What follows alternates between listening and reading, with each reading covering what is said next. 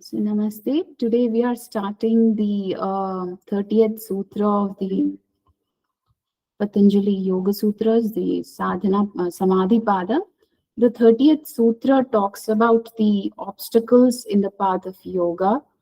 The obstacles that we see are Vyadhi, Dhyana, Samshaya, Pramada, Alasya, Avirati, Bhranti Darshana, Alabdha Bhumikatva, Anavasthitatva. These are the 9 obstacles. So, how do we understand the sutra? They have mentioned the 9 obstacles for a practitioner of yoga, starting with Vyadhi. Vyadhi is nothing but the disease. It could relate to mental or physical, both the aspects. So, anything that disturbs the equilibrium of the body and the mind also, that is called as Vyadhi. Now, when we see the physical ailments, it could be related to the dhatus, the rasas, and the karanas. Karanas are nothing but the sense organs that we have. So these imbalances or in the loss of equilibrium that we can think of in terms of the dhatus. So there are 7 dhatus in the body. So any imbalance in that dhatus, rasas are secretions from our endocrine system and the other juices that the body secretes.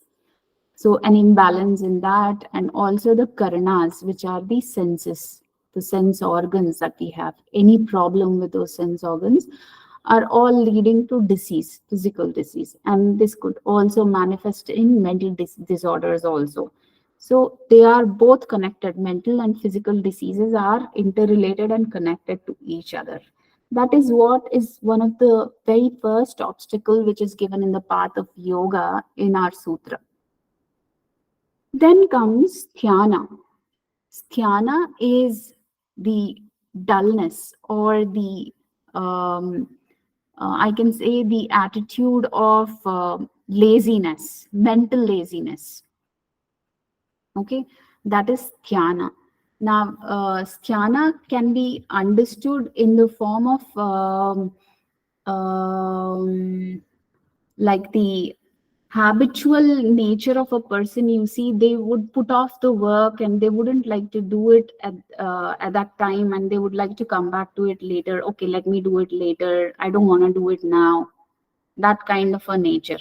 So that is dhyana, which is also called procrastination. Here in this sutra, what you see is pramada is given as procrastination, but pramada is not procrastination. Dhyana is procrastination, where the person gets mentally lazy and tries to put off work.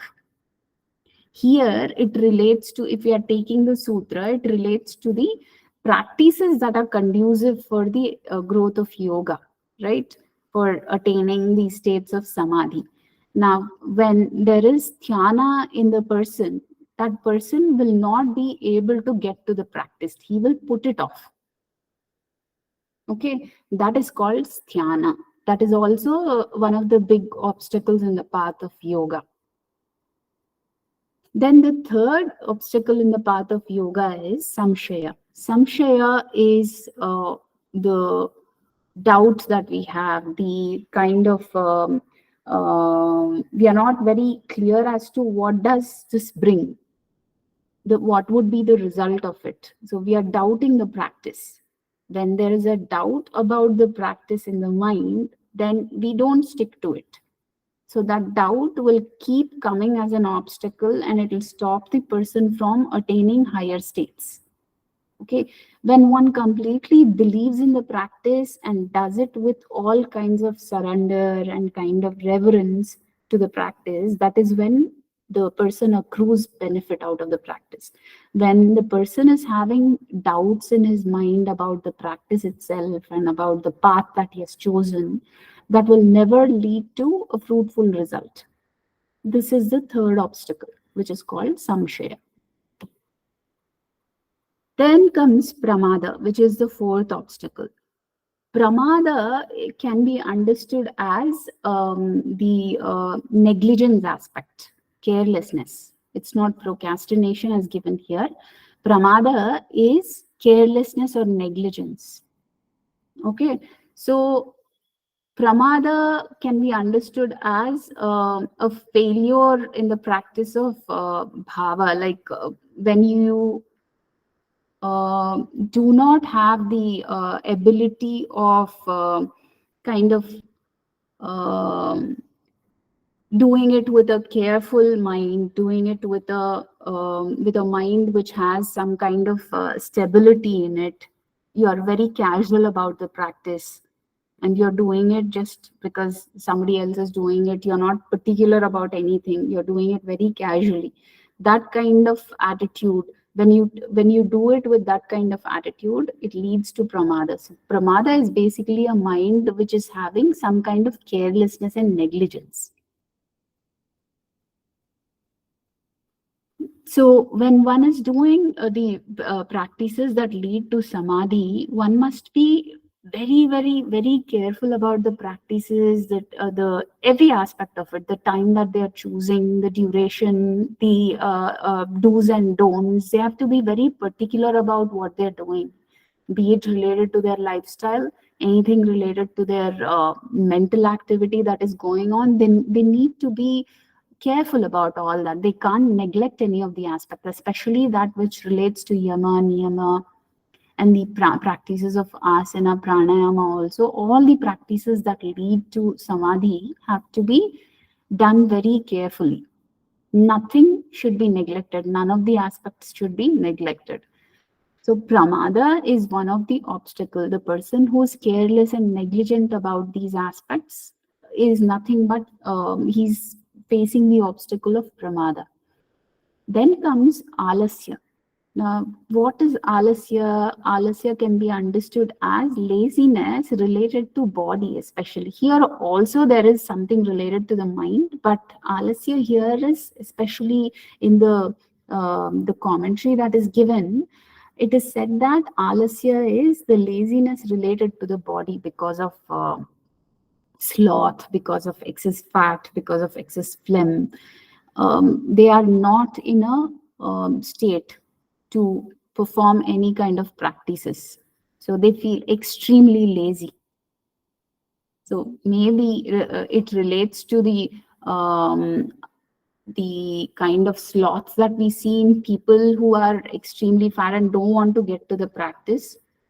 It could be the heaviness related to the mind also, because both mind and body are interconnected. When the body becomes lazy, the mind becomes lazy too, and when the mind is lazy, the body becomes lazy. So this is the tendency of tamas. Sthana also is the tendency of tamas, but sthana, you see, is something that is related to the mind. Getting it? So when the mind is habituated to that kind of dullness, it refuses to settle down on one particular aspect. That is called sthana. And alasya is something to do with the bodily aspects, like the fat or the phlegmatic issues or tendencies that lead to heaviness of the body and mind. That is alasya. Then avirati is particularly related to the attachment that one has towards the sense objects. Anything that they see outward, they are all connected, very connected, and they crave for the enjoyments of the sense objects. That is called avirati. When one does not have a control on their sense organs, and they crave for the material from the outside, that is called avirati. That is also a very big impediment or an obstacle in the path of yoga. Then we have Bhranti Darshana. Bhranti Darshana is understanding the scriptures or the philosophies in a wrong way, in an erroneous way. Like, for example, a person might think of Mahabharata to be kind of creating some kind of what I can say is They might feel that, see, now for example, I can take this example of Krishna. So when they don't understand the aspect of the tendency of Krishna and also the characteristics of Krishna, why did he take that form, and what has he to do with the Gopikas, many people try to interpret it in a wrong way, right? So those kind of perceptions about the practices, especially practices of yoga, here it all relates to the practices of yoga and the mindset that we have. When we create that kind of wrong impressions in the mind, wrong understanding of the scriptures and the philosophies, that is called as Bhranti Darshana. Okay, we are in a wrong state of understanding. Okay, now we can take the example of understanding yoga in a wrong way. People understand samadhi in a wrong way and also take the sense of yoga in a wrong way, right? They understand yoga just to be asanas, pranayama, and things like that, and nothing more than that. That is the simplest way of understanding Bhranti Darshana. So they have a wrong understanding of the philosophy. Then Alabdha Bhumikatva. Alabdha Bhumikatva is the inability to get to the finer states. Like, for example, when one is constantly practicing in the right way, you see that there is a very gradual and a good progress that one is making. But when one is not doing it regularly, one is not intent, or one is not having that kind of ambition, and he is in the mrudu level sometimes or gets to the madhya level sometimes, but is not stable in his practice because of his mind. So that always keeps fluctuating. So one day he comes, one day he doesn't come to the practice, he's following things, not following things. That's why that person is unable to reach a finer state. Okay, he's not able to reach the finer states which are of dharana, dhyana, and also samadhi. That is alabdha bhumikatva. Anavasthitatva is the instability which is because of the problem with continuity. Like, he has attained the state of dharana, dhyana, and probably sometimes samadhi he's able to enter, but when his practices are not continuous, he's not able to maintain that state that he has attained. He has attained it once or twice. So when the practices are not good enough, he is not able to be in that state for a longer time or practice it continuously. That state is called as anavasthitatva, which is the instability. Okay, instability to be in the finer state. All these 9 aspects are called as vikshepas or antarayas. Vikshepas are nothing but obstacles to the mind. Yeah, and they are also called antarayas. So both these terms can be used, vikshepa or antaraya. Is this clear? Are the 9 obstacles clear? Yes. Okay.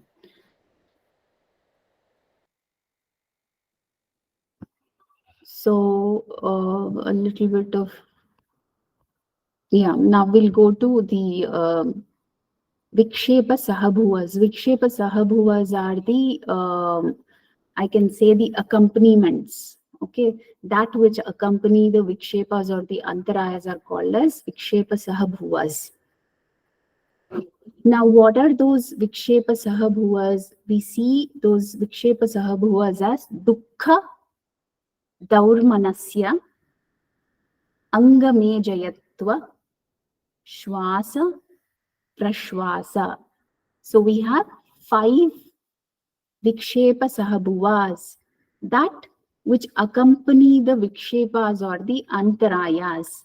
What accompany the Antarayas? These 5 aspects. What are those 5 aspects? Dukkha, Daurmanasya, Angamejayatva, Shwasa, Prashwasa.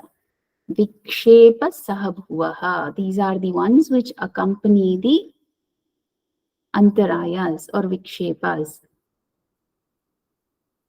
Okay, so dukkha is nothing but the pain. So we all know that dukkha is pain, and there are three kinds of dukkha, as we have seen earlier in one of the class.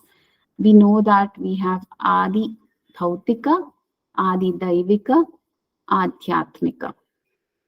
So the first kind of dukkha is adhyatmika, which comes from within ourselves, be it the pain related to pain which is inflicted or caused due to our body or mind. That is called as adhyatmika. So the pain that is caused because of our own self, that is called as adhyatmika. Adi bhautika is the pain that is caused by people or animals or objects around us. That is called as Adi bhautika. Adhyatmika, Adi bhautika. The third one is Adi daivika. Adi daivika is related to the grahas or the other obstacles that we see because of natural calamities and things which are beyond our control. It could be the floods that we see, the famine that we see, any natural calamities that we experience. All that is adi daivika, which is beyond our control. Okay, so these are the three dukkhas: adi bhautika, adi daivika, and adhyatmika. It is not directly given in the sutra, but when there's a word dukkha, there are three kinds of dukkha. That is what you need to remember. And daurmanasya is related to the kind of creating a sadness within our own self, and which leads to depression. So those vikshepas or antaraya that we have seen might lead to dukkha daurmanasya. Daurmanasya is having a feeling of sadness, or you are depressed. And angamejayatva is tremors in the body, like your body is not stable, it is shivering, shaking because of various aspects. It could be because of the physical disease that one has, or because of the mental agony that one is going through. The body is not steady, it's shaking. That is called angamejayatva. Then shwasa is the problem. Yes? Can you again explain the Dharmanasya? Daurmanasya is unhappiness. Daurmanasya. The state where the mind, the internal self is not happy, the mind and body is not happy, daurmanasya, that leads to depression. Okay, see, we become sad, right? When we become sad, how is our state? That is daurmanasya, that which leads to a saddened state and one is depressed. That is daurmanasya. Okay. Yeah. And angamejayatva is tremors in the body, shaking of the body because of the uneasiness that one has. It could be physical or mental. So these things you please remember accompany the vikshepas or the antarayas. Okay, then you see there is one or more kinds of vikshepas or antarayas. This is what is an accompaniment of those vikshepas or antarayas. Then coming to Shwasa, problem related to inhalation, and Prashwasa is problems related to exhalation. Why they've given these as antarayas is, you see, when there is a disturbance in the mind or body, the very obvious thing that gets affected is the breathing. The breathing becomes shallow. There is a difficulty in breathing. All these things accompany the changes in the body and mind, which are negative. Okay, vikshepas are distractions or obstacles. Sahabhuvaha is the word which means accompanying symptoms. So all these things can be seen as the accompaniments of the antarayas or the obstacles. Okay, as you can see here, the spiritual aspirant is prone to these 9 obstacles and their accompanying symptoms. Okay, so the distraction in the inward process of awareness must be carefully studied. You should understand what is happening internally. One should be able to know whether an obstacle is happening as a natural process or if it is due to meditation and other practices.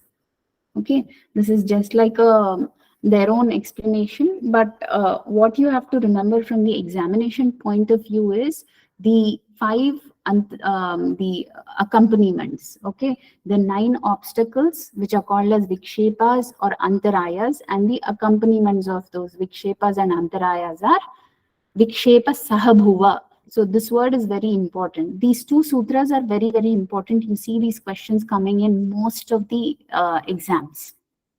Okay, you need to just have these things on the fingertips. Very, very important from an examination point of view. Clear? Should I proceed to the next one if you do not have any doubts?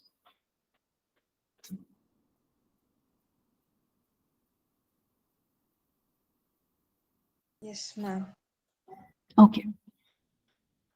Then after they have described about the vikshepas and the vikshepa sahabhuvas, they have given the methods of how these obstacles can be handled, the methods through which the obstacles or the hurdles can be handled. The first method that they've given here is the one-pointedness, practice of one-pointedness. Practice of one-pointedness is tat pratishedartham ekatatvabhyasaha. Tat is what? That. Pratishedartham. Pratishedartham means removal. Okay, how do we remove the obstacles? By ekatattva, one principle, abhyasaha, practice. The obstacles can be removed by the practice of ekatattva, one principle. So generally, what could be that one principle? We can think that as some kind of idol worship that we've learned in Samprajnata Samadhi. You can just meditate on the idol, have that idol in your mind and keep meditating on that. Could be one of the example of Ekatattva Abhyasa. So we have already noted that Patanjali has recommended the 4 qualifications such as Shraddha, Virya, and for those aspirants who have indomitable will and courage. For the ones who are weak and infirm, he has recommended Japa of Om. In this sutra, he shows a way of overcoming the obstacles and the accompanying symptoms. So how do we do that? Through concentrating the mind on a single tattva. So if you practice mantra, it could be on one mantra. If you practice dhyana, it should be on one symbol. And for those who keep on changing the methods, the meditation also is not firm and then they will suffer from obstacles. So they shouldn't keep changing the methods or techniques that they've chosen for practicing Ekatattva Abhyasa. Okay. So that is what is given. Who will generally, the guru would suggest a method because the guru knows the tendencies of the disciple and the guru would be suggesting an appropriate method on which the disciple can start practicing Ekatattva Abhyasa. Okay. So that is what is given. Coming to the 33rd Sutra. The 33rd Sutra is again another method that is used for handling the obstacles of the mind. So how do we handle the obstacles? These are especially related to those of the mind. So the negative tendencies of the mind can be handled very well by cultivating opposite virtues. 33rd Sutra says, Maitri, Karuna, Mudita, Upeksha. These are the 4 virtues that one has to cultivate. I repeat it once again. The four virtues that one has to cultivate for handling the negative tendencies of the mind are Maitri, Karuna, Mudita, Upeksha. So when Maitri, Karuna, Mudita, Upeksha are cultivated, the actual tendencies are on Sukha, Dukkha, Punya, Apunya. These are the four tendencies on which Maitri, Karuna, Mudita, Upeksha are applied. Now let's try to do that pairing. Maitri is applied on happiness. So when you see a person being happy because of what he has achieved or what he has, you should create a friendly nature, a happy nature. You should be happy with the happiness of the other. Maitri with people who are happy. Karuna on people who are in dukkha, in pain. Have compassion on people who are in misery or pain. Okay. Mudita. What is mudita? Mudita is being glad. Okay. Mudita on the punya aspect. So when there is a virtue, okay, you're feeling glad. Okay. So by this can be understood in a way where you can think of you're really feeling glad that somebody has achieved some success in their life. Okay, you don't feel jealous, instead you feel glad of their success. So you might be a little confused with Maitri and Mudita. Maitri is being friendly. So you are being friendly with the people who are happy. And Mudita is cultivating a mind of gladness. You will be glad by seeing somebody becoming successful. Okay, but generally when you see, the tendency of a person is, if somebody is making becoming successful and making it big, they get jealous.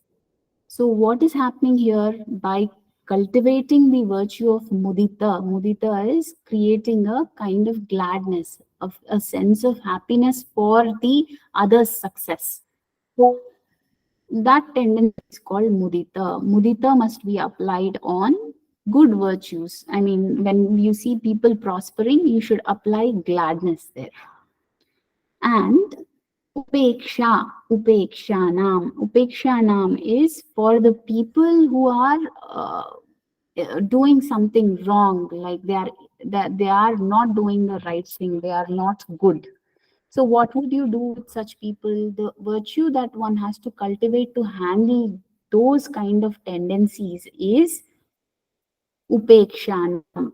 So for people who don't wish good for us, or who are not helpful, or who are cunning or betray, how do you handle them? With the sense of Upekshanam. You are indifferent. I mean, you don't react to what they've done. You are indifferent. That is Upekshanam. Okay. So Maitri, Karuna, Mudita, Upeksha, Sukha, Dukkha, Punya, Apunya, Vishayanam, Bhavanatas, Chitta Prasadanam. So Vishayanam is what? Anything that is related with the objects that we see around. Bhavana is the attitude that we cultivate. Bhavana of what? Of the mind. Okay, chitta prasadanam. So what does it do? It makes the mind more peaceful. It purifies the mind. The negative tendencies of the mind are destroyed by cultivating opposite virtues. Okay, so this is especially applicable for mental attitude. If you want to cultivate a mental attitude which has positive virtues, these are the four things: Maitri, Karuna, Mudita, Upeksha. How do you apply Maitri? On people who are happy. Karuna on people who are suffering, dukkha, people who are in dukkha. Mudita on people who have done some punya, they have done some good and they are in that success. Apunya, people who have done something wrong to you or to anybody, your attitude should be upeksha. Upeksha is cultivating the virtue of being indifferent, like you are not reacting to that. Okay, that is upekshanam. So these four aspects, Maitri, Karuna, Mudita, Upeksha, are called the methods of Chitta Prasadanam. These are the methods to make the mind peaceful. Clear? 33rd Sutra. Is it clear? Please respond. Yes, ma'am. Okay. So now we'll go to the 34th Sutra.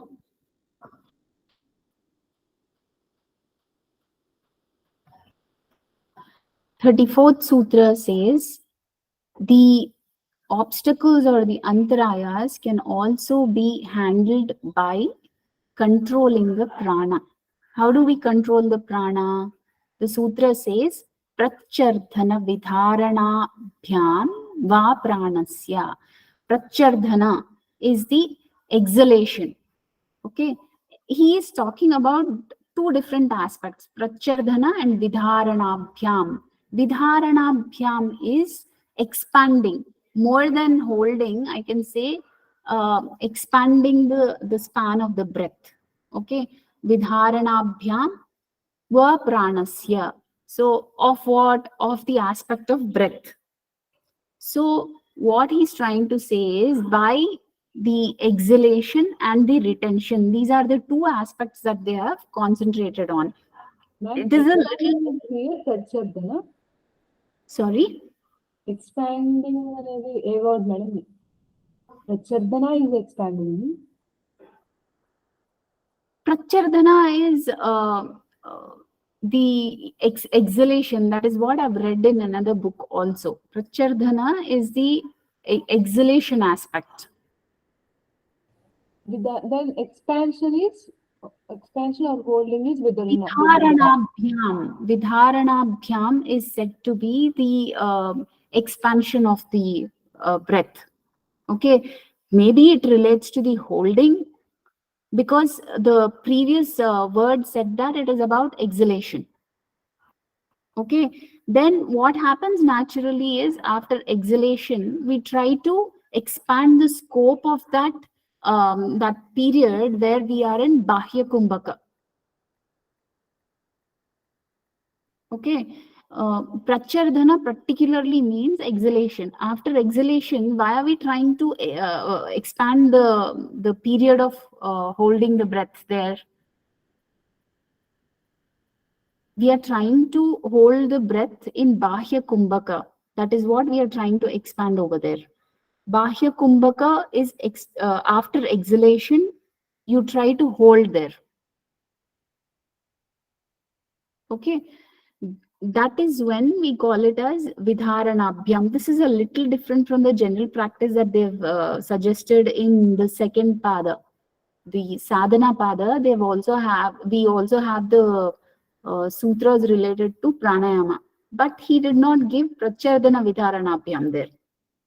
He gave the other kinds like puraka, rechaka, kumbhaka, and also the kevala kumbhaka type of pranayama. But here he's especially concentrating on prachardhana, exhalation, vidharanabhyam, like expanding the scope of that. Va pranasya, of the breath. So you should try to be in bahya kumbhaka for longer so that it helps in the controlling of those obstacles.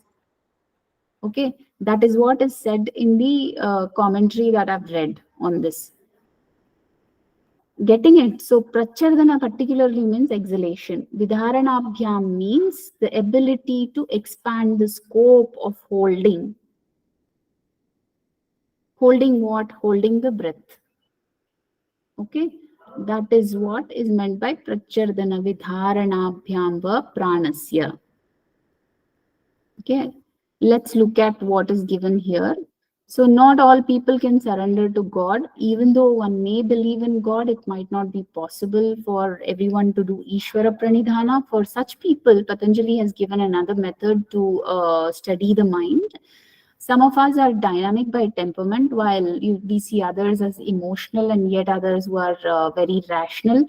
So the entire structure, the mental structure, can be divided into four four kinds, depending on the tendencies of the mind.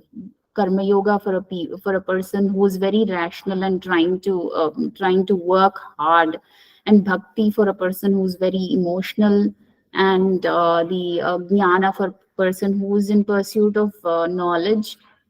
Okay, so he has given different methods.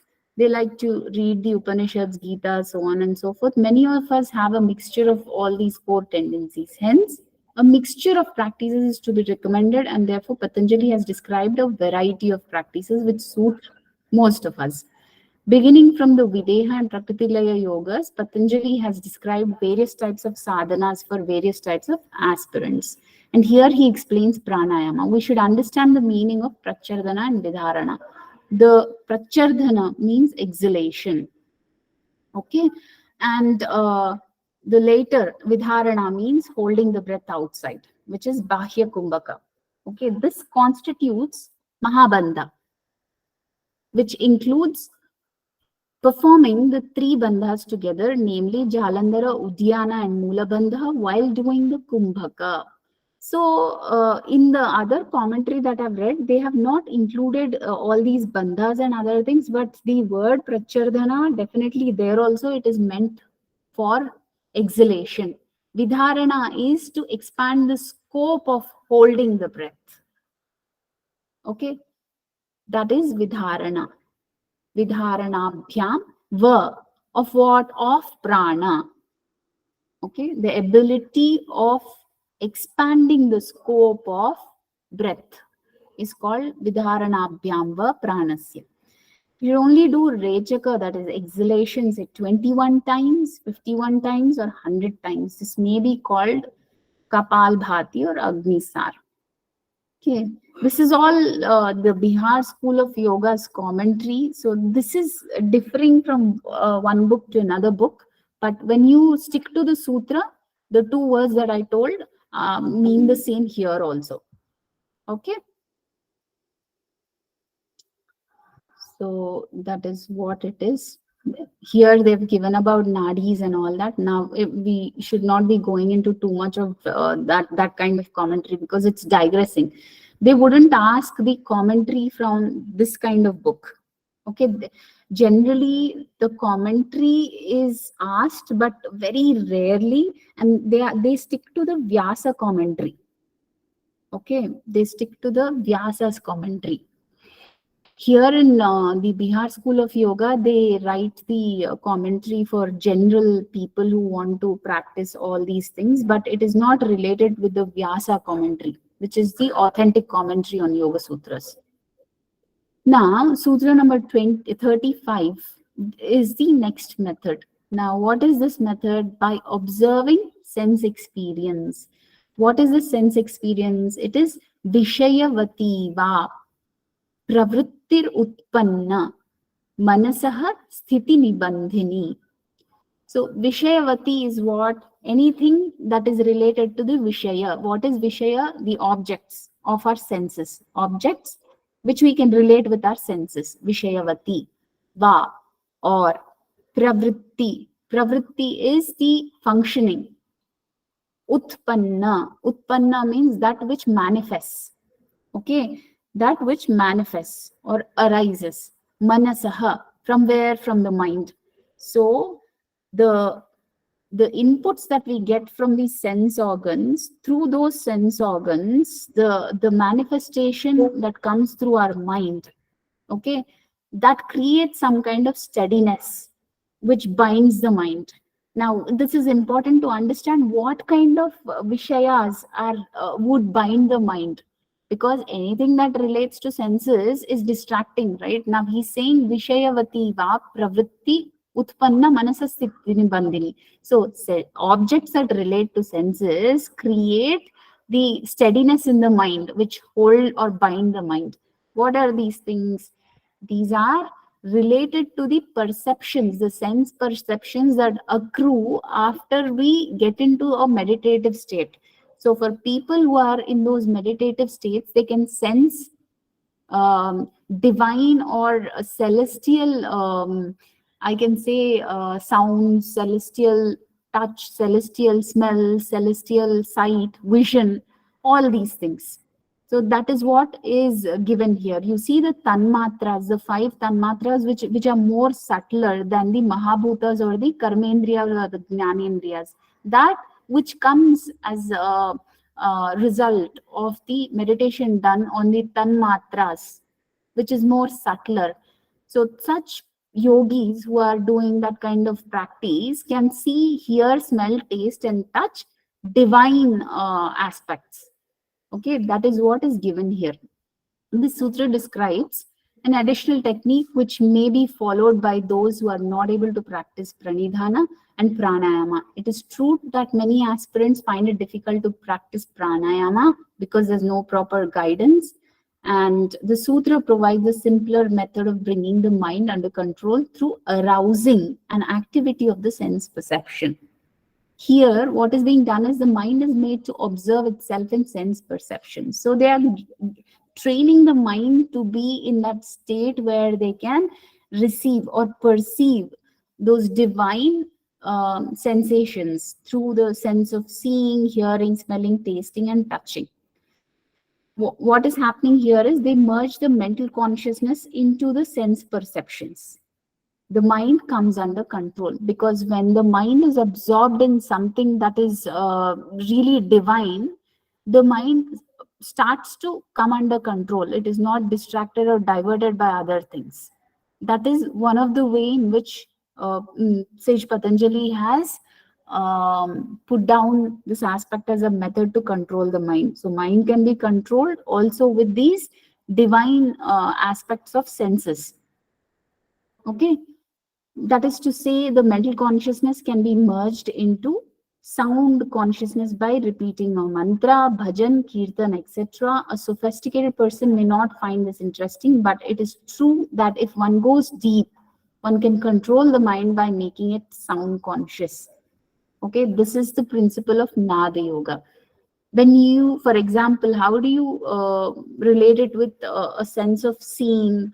You might probably be visualizing or seeing an idol of the god, and you might be creating a mental image of that god, and it is so deep that you will be able to immerse yourself in that image or the idol of god, and it creates a kind of divine vision for you. That is the meaning of this sutra. So all the sense organs can be used in the subtler way to experience those divine sensations, and that becomes a method to control the mind. This is what is important in this. I'll repeat the sutra once again. Vishayavati, the sensuous or the objects which can be accrued through the sense organs. Va or pravritti is functioning. Utpanna, arising out of these things. Manasaha, of the mind. Sthiti is steadiness, and nibandhani, which binds. So that which comes through the sense organs, the subtler aspects that are manifested through the mind, would help in binding the mind from those obstacles. It will not get distracted and disturbed by the obstacles. This is a method to bind the mind. Clear? Clear?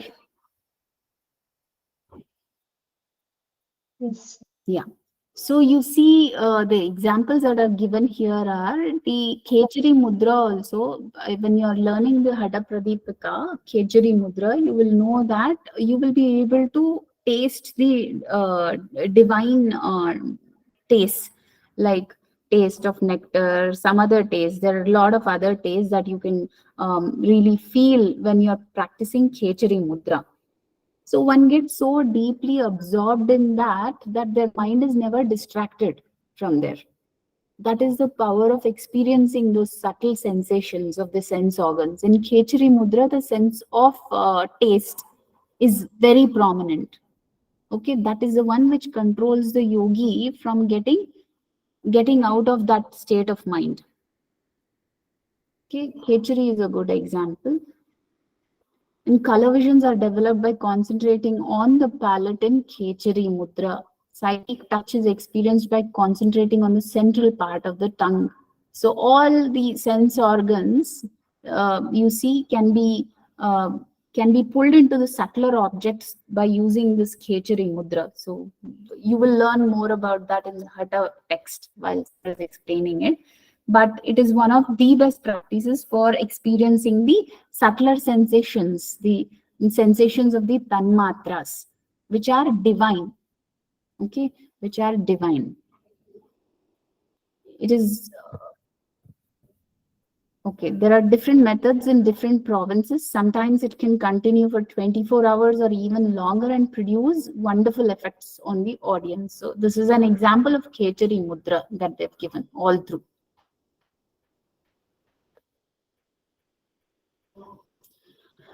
Then the 36th sutra says Vishokava Jyotishmati.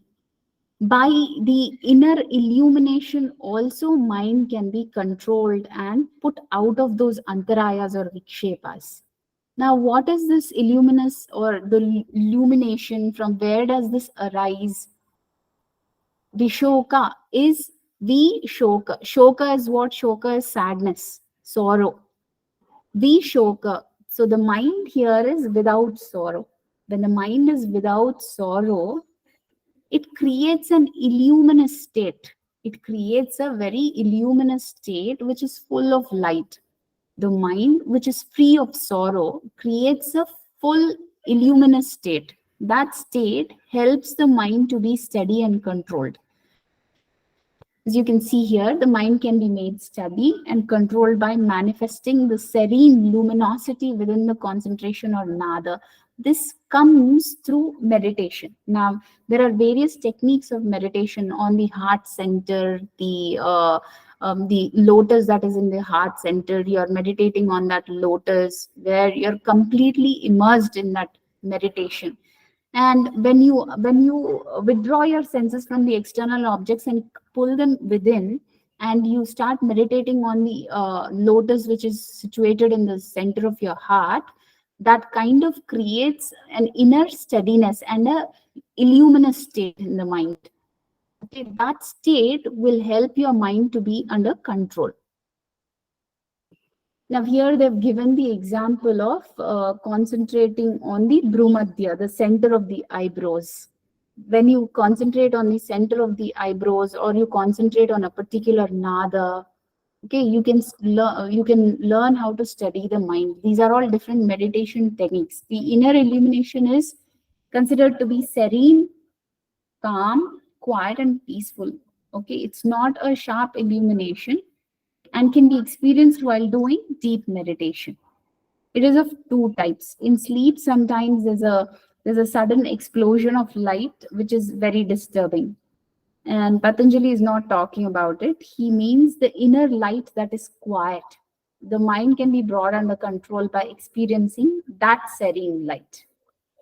Okay, so the light that comes from within when one is meditating on the heart. Generally, there's a lotus that is a symbol which has to be imagined in the center of the heart. And when one meditates on that particular lotus which is situated in the heart, there is a luminosity that one experiences in the mind. That luminosity will kind of bind the mind or create a calmness in the mind. It will not let the mind get distracted. Okay, that is Vishokava Jyotishmati. So without sorrow, the mind is completely pulled out of all that. So here the mind is without sorrow, free of sorrow. That kind of mind creates a very luminous state. That luminous state helps the mind to be steady. This is another method.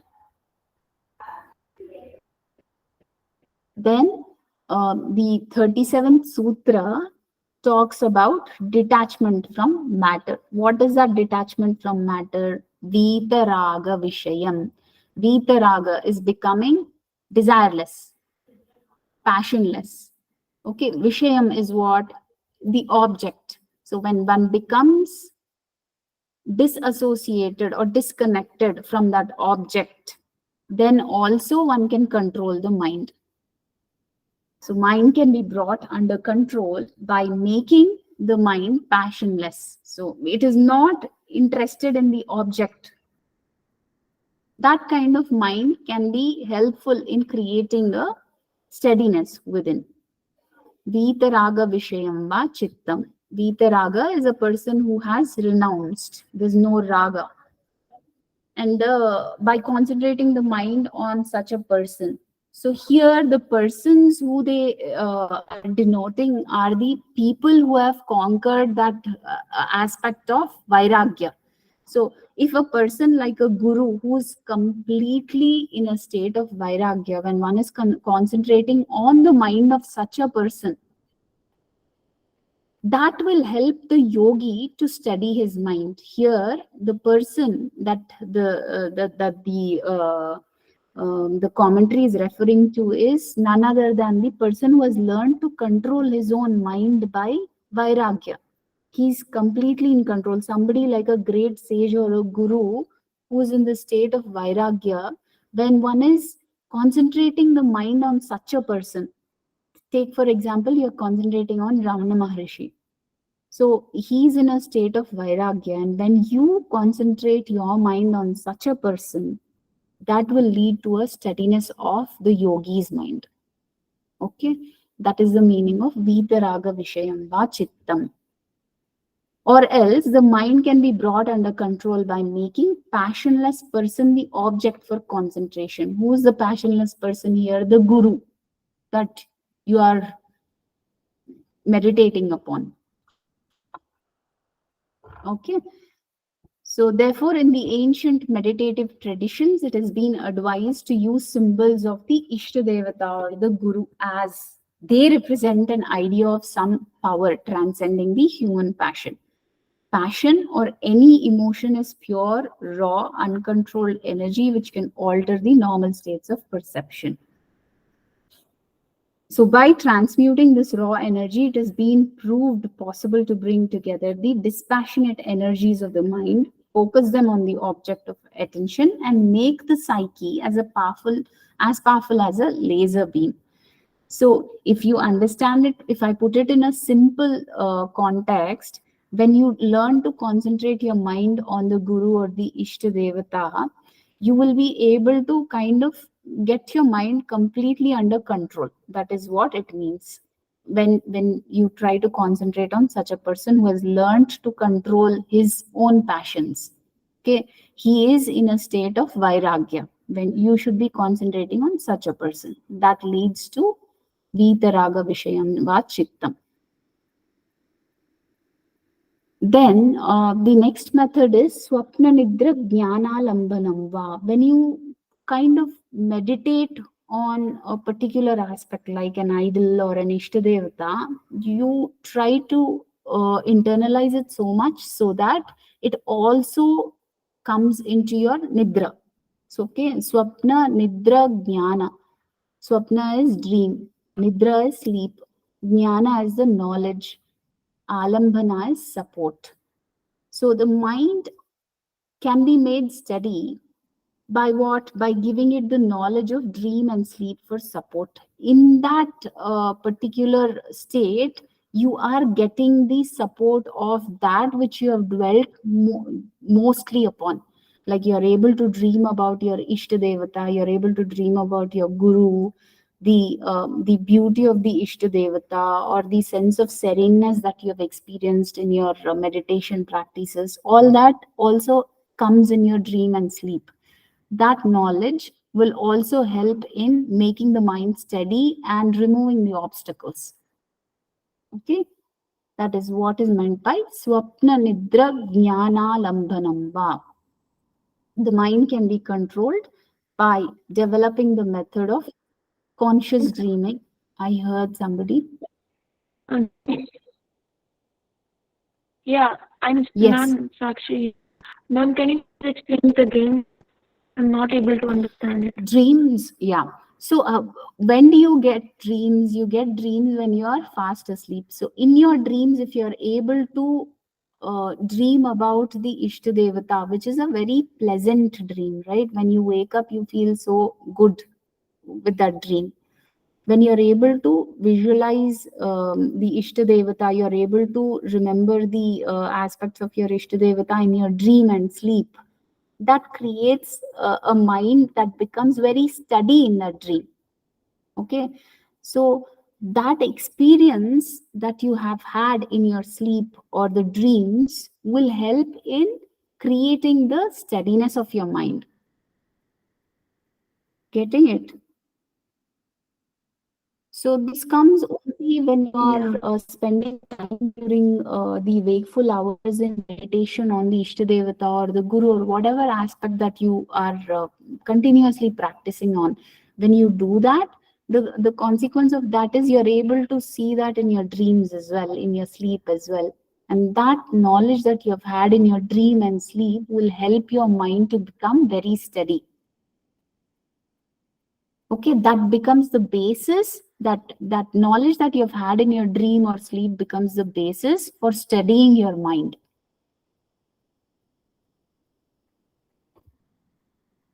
Is that clear? Okay. Yes, ma'am. Yes, ma'am. Yeah. So conscious sleeping is the last state in Antarmauna. There is a method of seeing dreams consciously, but it is dangerous. This process may be beneficial, especially for those who are psychic. So you see the commentary is not so good. That's why I don't spend a lot of time doing this. But some people might find it a little useful.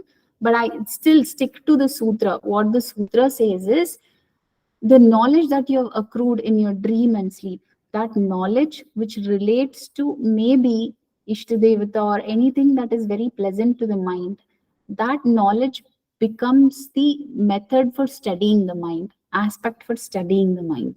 That is Swapna Nidra Jnana Alambanam Va. The mind depends on the knowledge that it has gained in Swapna and Nidra. Okay? Yeah. Yatha, yes. Rajeshri ma'am here. Yes, Rajeshri ji. Ma'am, in the 1.10 sutra, he's saying Abhava Pratyayalambana Tamo Vrittir Nidra. When there is no other activity, only then sleep will take over.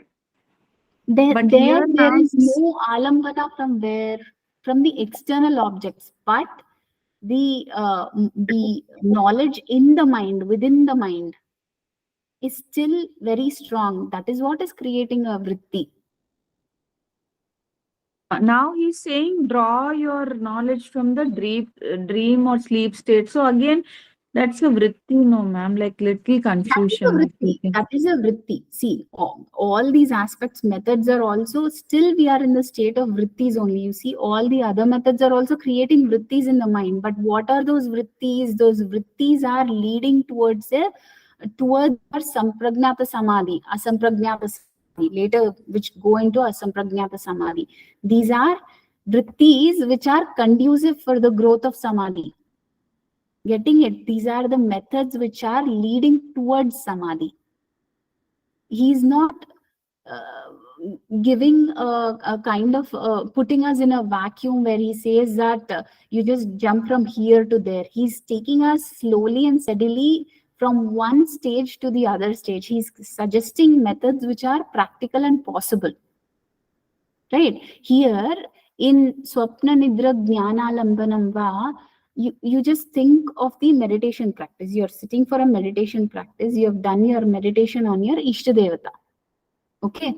You have done your meditation on your Ishtadevata. On that day, probably you go back to your sleep. Okay? You go back to your sleep. In your sleep, you are not in any conscious contact or any contact with the external objects. Your senses are not active.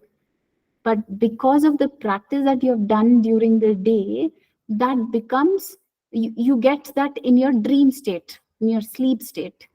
Okay, when you are dreaming or when you are asleep, when you get that knowledge in your dream about the Ishtadevata, it might be the beauty of your Ishtadevata, the flowers that you see on the Ishtadevata, or the ornaments that you see, anything, or the pleasantness that you have experienced in your mind, that also can become a dream, right?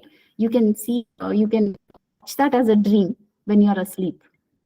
That knowledge that you get during your nidra and swapna avastha, those become the support aspects for studying the mind. So where are you studying your mind? That is still a vritti, but you're studying your mind on your vritti of nidra, which is related to your ishtadevata.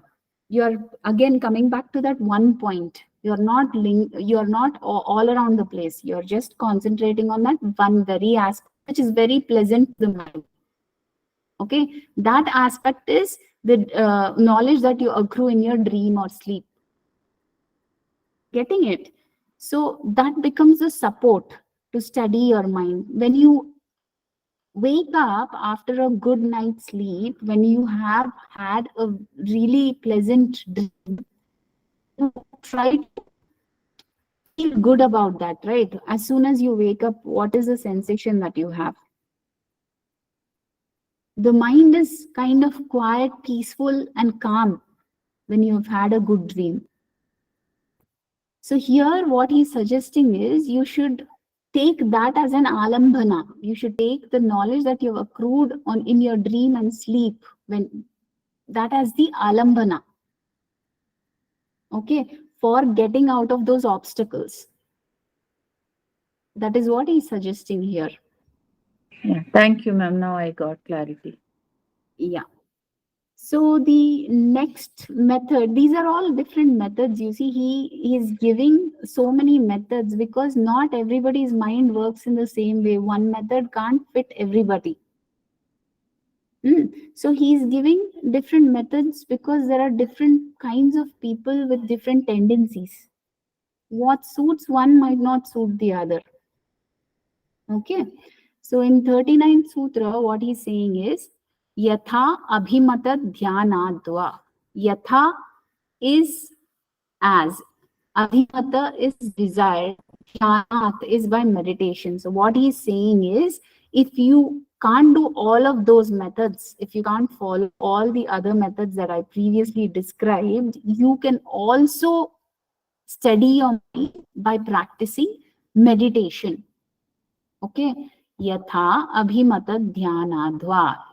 You can also practice meditation. If you are not able to do the other things, you can also try to learn to study your mind by the practice of meditation. Okay. So the meditation can be any kind of meditation, transcendental meditation, the mindfulness meditation, or any other meditation, heartful meditation. Any meditation that you are practicing, you can use that as a method to control the mind. Make it steady. To come out of the vikshepas or the antarayas. These are all the methods that are suggested for handling the vikshepas or the antarayas. Starting from Sutra number 32. 32 says that it talks about the pranayama aspect, where you started understanding that the exhalation, the expansion of the breath will help in studying the mind, then cultivating these. Okay. And coming to the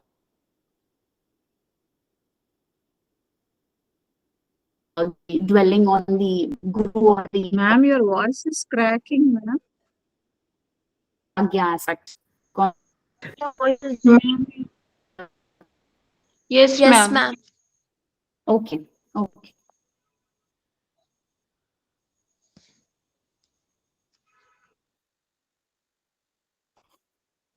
Let me check. Ma'am, can you speak now? Yeah. Yeah. Can you hear me better? Can you hear me now? Yeah, right now Yes, we are yes. able to hear, ma'am. Okay. So I was saying that these are different methods that Sage Patanjali has suggested for different people. There are different kinds of people with different mentalities and tendencies. One method doesn't fit all. Somebody might like to control their vrittis or the obstacles, sorry, not vrittis, the obstacles or the antarayas through the practice of meditation, which they have learned. And somebody else might like to dwell upon their gurus and through that they would like to control their obstacles. So different methods are suggested, which are very good indeed, because we have many people with many different tendencies. Okay, so this is about meditation, which can be useful for studying the mind. Okay, so what is the time? Just look at the time. We will practice the 9:45. Yeah, we'll practice the chanting for some time. Before that, I would like to just take a quick revision of what we have done today. Okay. Ma'am, Yes. you spoke about 4 aspects, ma'am. Karma yoga, bhakti yoga, jnana yoga, and what's the 4th one, ma'am? I missed it. Raja Yoga. Raja Yoga. Raja. Okay, thank you, ma'am. Yeah.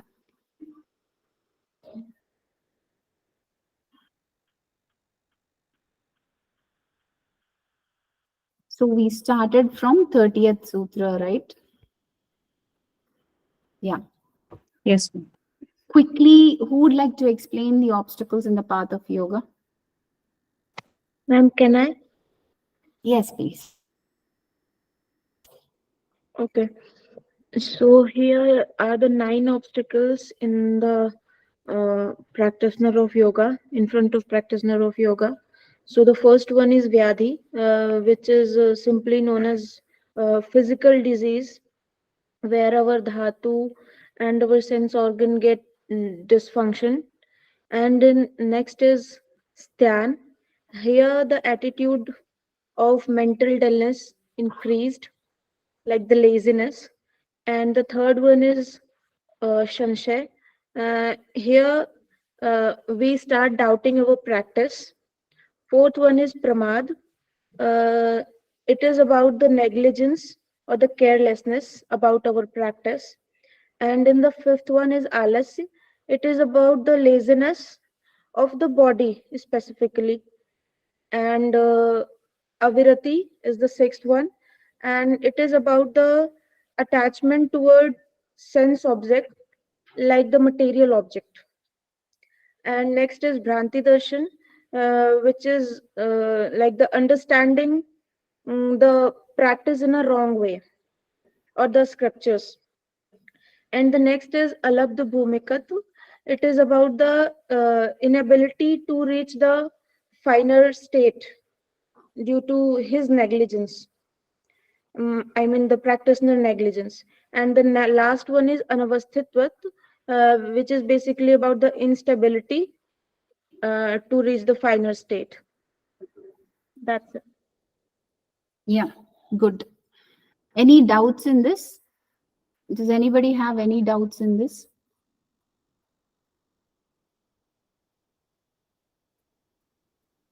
Is it clear to everybody? These are the 9 obstacles. Please remember that this is very, very important from the examination point of view. Ma'am, alabdha bhumikatva is lack of perseverance, and anavasthitatvan is unable to stay with the practice that we have achieved. Is that how we Alabdha understand that? bhumikatva is not able to reach a finer state. For example, let's take asana as an example. Okay, so one has started practicing the ardhamaschendriyasana.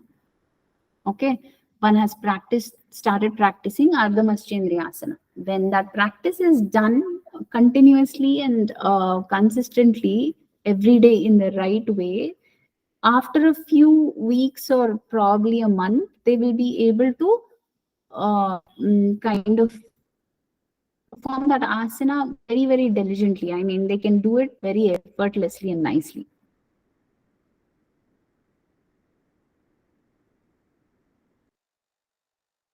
Right?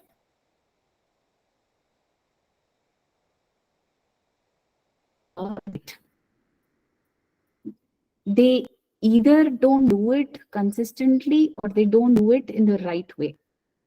That leads to that inability to achieve a finer state. They won't be able to sit steadily in that ardhamaschendriyasana.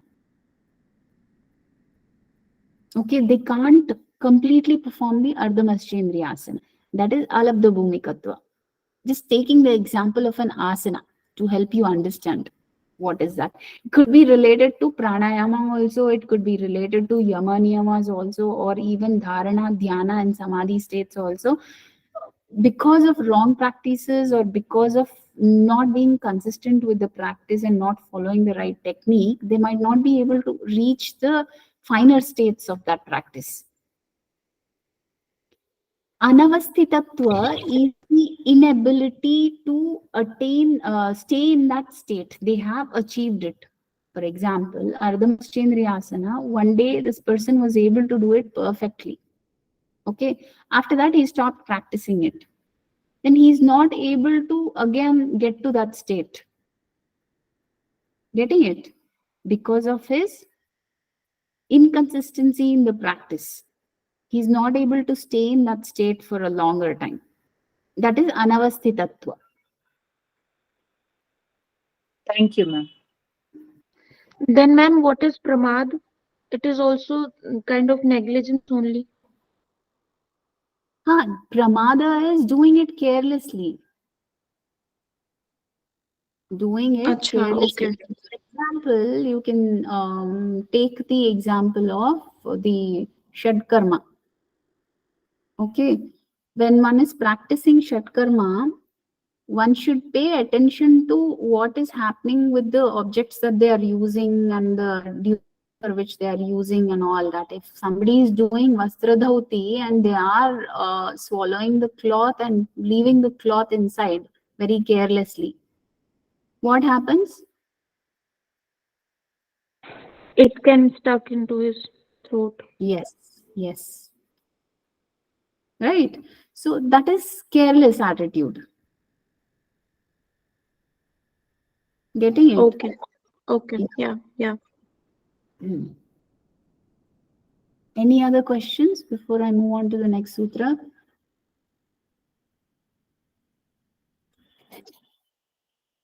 Okay, let me go to the next sutra. Yeah.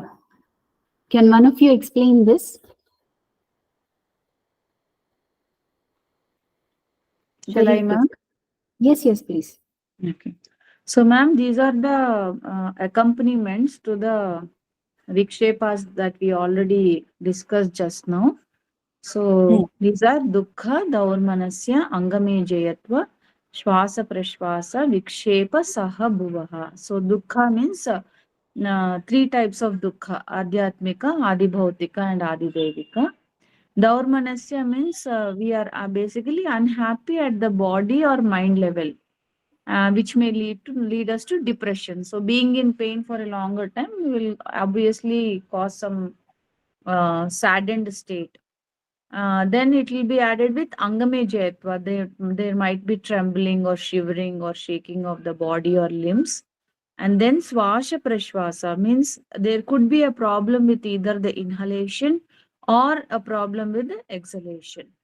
Vikshepa means the distractions, and saha bhuvaha means they accompany along with these previous impediments. These add-ons will accompany, ma'am. Yeah, good. Thank you. Any doubt in that? If there's no doubt, I would like to move on to the next sutra. Who would like to explain this? Yes, please. In this sutra, in the 32nd sutra, Patanjali explains the methods for removal of obstacles through the one-pointedness, by concentrating on one-pointedness. Means that we can practice concentration on one particular any mantra or any idea or any principle, then we can remove these obstacles also. That is the meaning of this sutra. Yes. So, ekatattva abhyasa. Okay. Concentrating on one particular aspect.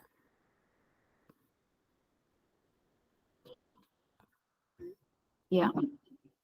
Sutra 33, please come forward to explain this. Ma'am, may I? Yes.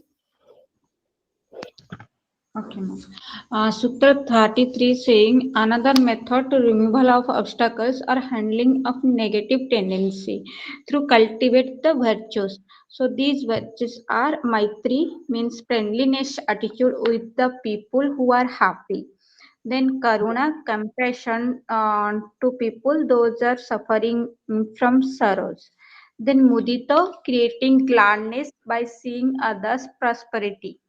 Then upekshanam means indifferent from wrongdoing people. So these virtues should be cultivated by yogi to make the mind pure. So these sutras explain. Hmm. Hmm. These are called as chitta prasadanam. Prasadana. Yes. Means, these are called, you have to remember the word chitta prasadanam. What are chitta prasadanam? Maitri, Karuna, Mudita, Upeksha. Yes. Okay. Yeah. Next sutra, please. Next sutra is Prachardana Vidaranabhyam Va Pranasya. So it is telling that Antaraya can be handled by controlling the prana. Here, Vidharana is expansion of the breath or holding the breath, which is the Bahya Kumbhaga, and Prachardana is exhalation or the Rechaka. So by doing this, it is told that we can control the Chitta Vikshepas. Yes. So all these are, please understand why we are doing a recap is we are looking at the methods that we have seen to control the mind. So many methods to control the mind. It's not one. It's many methods to control, all to control the mind. Yeah. What does Sutra number 35 say?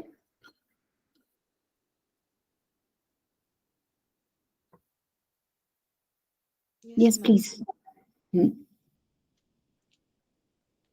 35 is Vishayavati va pravrittir utpanna manasa sthiti nibandhani. In this, Patanjali explains that by focusing on any sense object, we can steady the mind. Yes. Anything related to senses. For example, we can take the example of Kecheri Mudra. So according to Vyasa, he explains that by focusing on tip of the nose, we'll get a supernormal smell.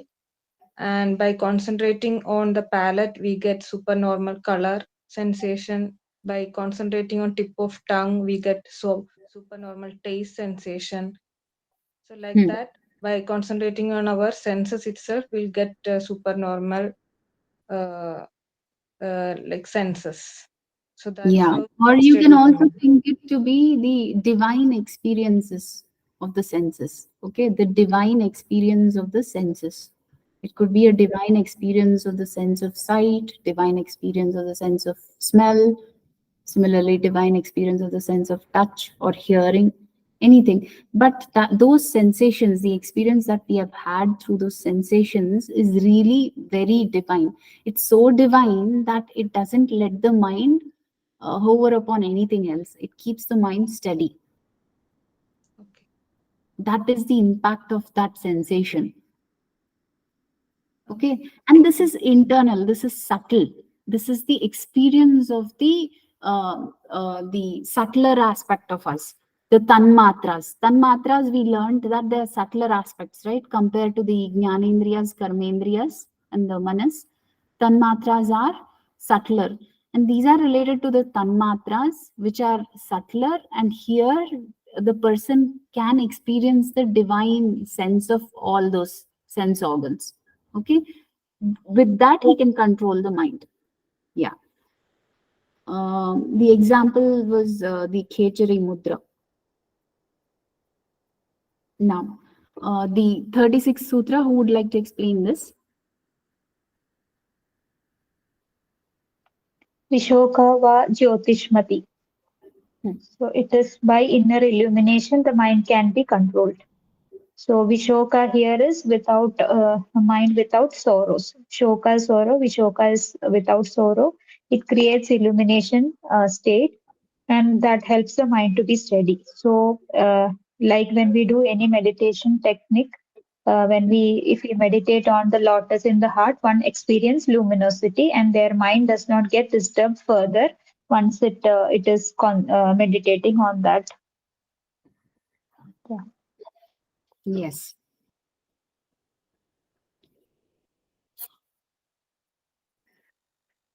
Thirty-seventh Sutra.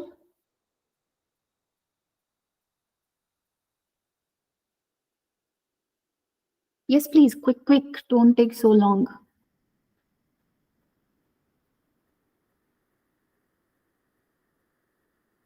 Are you able to hear me? Okay. Can I, ma'am? Yes. Okay. Explain 37th Sutra. Here, Ma'am, yogi concentrate on the mind. Concentrate on the mind of that person who is away from any kind of raga, who had learned to get himself away from the raga. Yes. So he is completely passionless. The yogi is concentrating on the mind of a person who has become completely passionless. He's making the mind of that person the object of his concentration. That is Vitaraga Vishayam Va Chittam. Ma'am, I have a question. Yeah.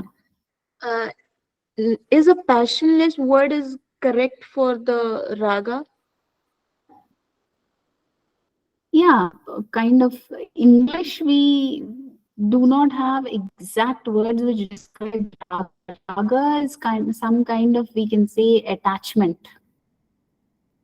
Okay, so this person who is completely devoid of any kind of attachments, the yogi is concentrating on the mind of that kind of a person.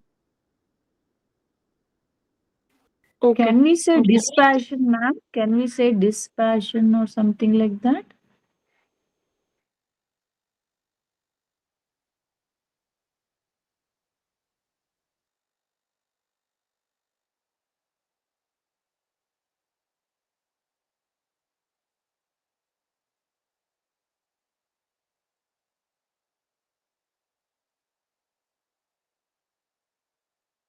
Am I the only one who is not able to see ma'am's screen? No, ma'am is not there, I think. Or maybe she's talking, we are not able to hear her.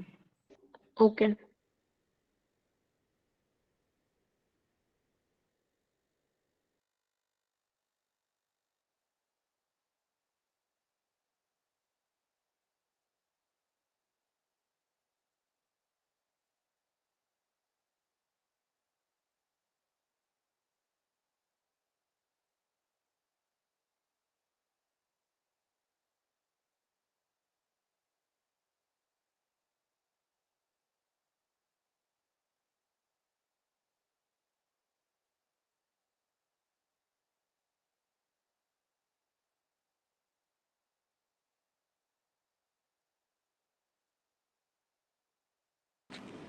Hello?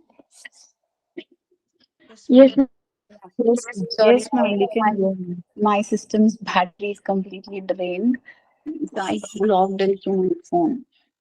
Okay. So we were on the 39th Sutra, 38th Sutra, right? Yeah. Yeah. Yeah. One of you explain the 30th Sutra.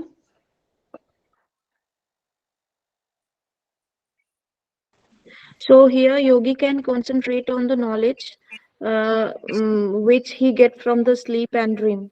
The knowledge should be the good knowledge. It should be the pleasant one. Swapna Nidra Jnanalambanam Va. So those things, that knowledge that he accrues from dreams and sleep, that knowledge becomes the support for controlling his mind. Yeah. So the 39th Sutra, which was the last sutra that we did today. I'll explain, ma'am. Yathabhimata Dhyanadva. So basically, he's asking us to practice meditation. So it says Yathabhimata, whatever, any style that suits you, whatever you can do, because the one remedy may not suit on different people, different methods. Whatever doable for you, please go ahead and do it, but do something. Yeah, he's suggesting for people who cannot follow all the previous methods, for them you can actually practice any kind of meditation to control your mind. Okay, ma'am. Okay. Yeah. So that was the 39th sutra. Any doubts in those 10 sutras that we have seen today? No, ma'am. Everything is clear to you? So, ma'am, for everything is saying or do this or do that, or finally he says, okay, at least do this. That's how he's closing the methods, right, ma'am? Yathabhimata dhyanadva. Yeah, he's not suggesting a particular way. He's suggesting yatha abhimata dhyanadva. So do whatever form of meditation that you're comfortable in. Okay, ma'am. Okay, okay. That is what I can say that is the concluding sutra of the methods.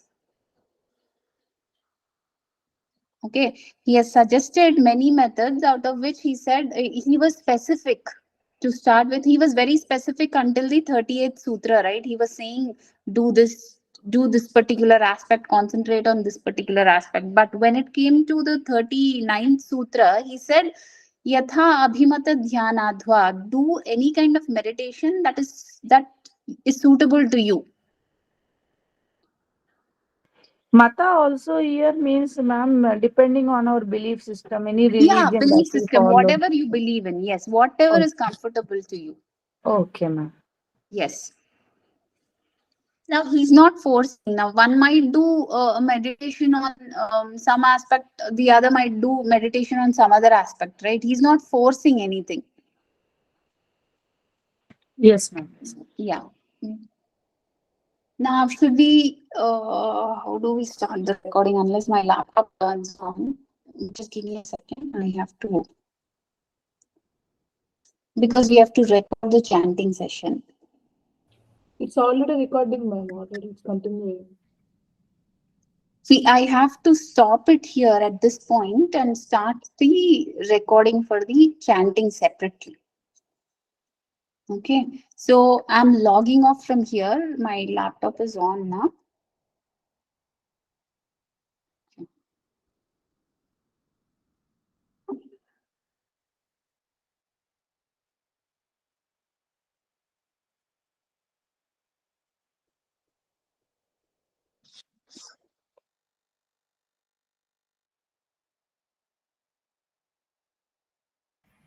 Yeah. So we'll stop the recording for the explanation of these 10 sutras at this point, and what we'll do is I'll start off another recording. Okay.